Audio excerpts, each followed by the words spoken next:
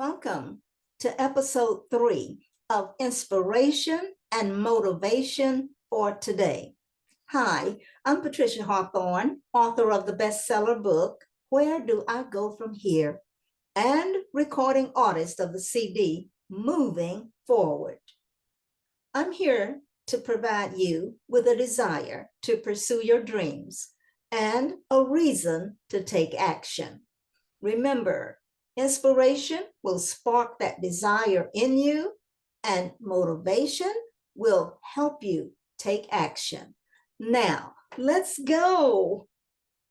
Last week, we talked about Joseph, a young boy who had a dream of others bowing down to him. However, because his brothers were jealous, they plotted to kill him. They threw him in a pit and then sold him to traders, who sold him to one of the king's ministers in Egypt. That was not the end of Joseph's story, nor his dream. So you may be wondering, what happened next? Well, let's find out in part 2 of Dreams Do Come True. Meanwhile, God was with Joseph, working everything out for his good.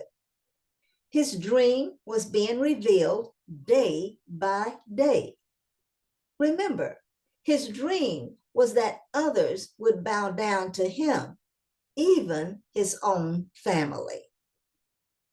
In Egypt, Joseph found favor in the master's eyes and was appointed his personal attendant. He was put in charge of his household, and he entrusted Joseph with everything he owned.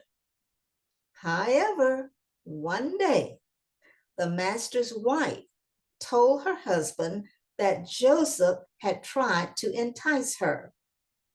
The master was angry and reacted by placing Joseph in prison. Now, Joseph's favor followed him to prison, and the warden soon appointed him as his right-hand man. One day, Joseph had an opportunity to use his unique gift.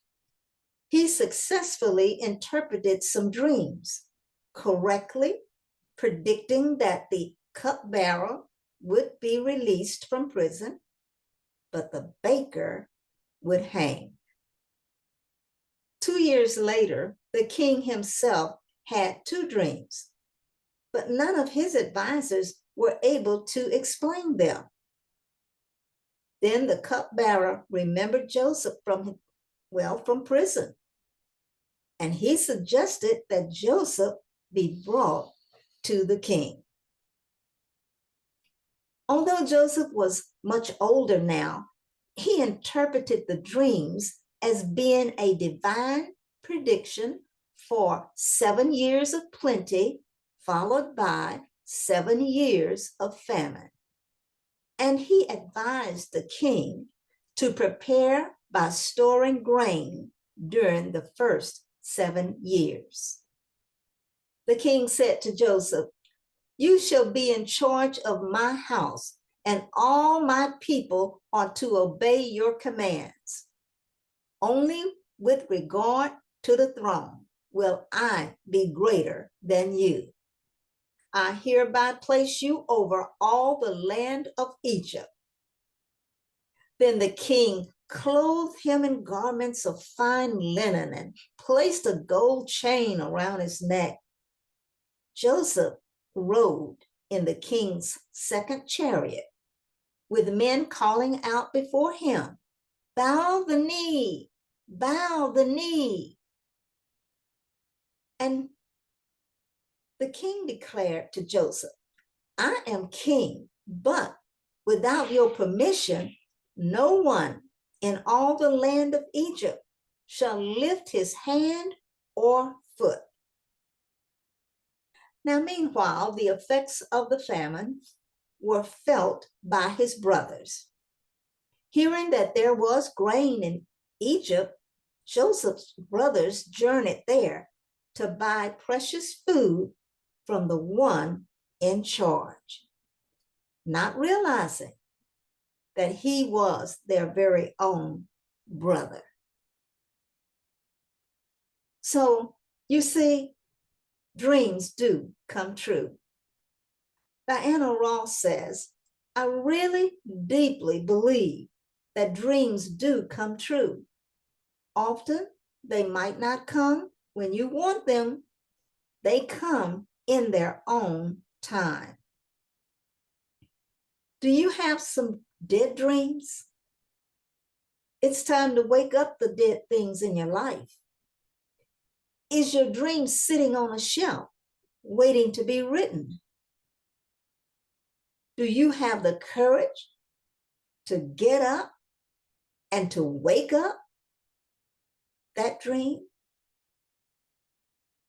You may have to go from the pit to the palace, but whatever you do, don't give up on the process. Don't allow anyone to kill your dream because they don't believe it or they are jealous of it.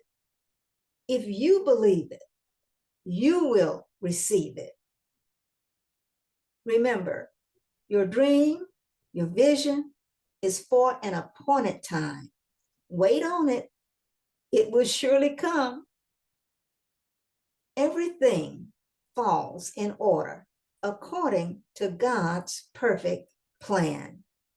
And He has a plan for your life. Thank you for joining me. The podcast is available on YouTube and Spotify every Thursday at 7 a.m. Central Time. I invite you to visit my website, peopleinspirechange.com. Join me again next Thursday for another exciting podcast. Until then, get inspired, get motivated.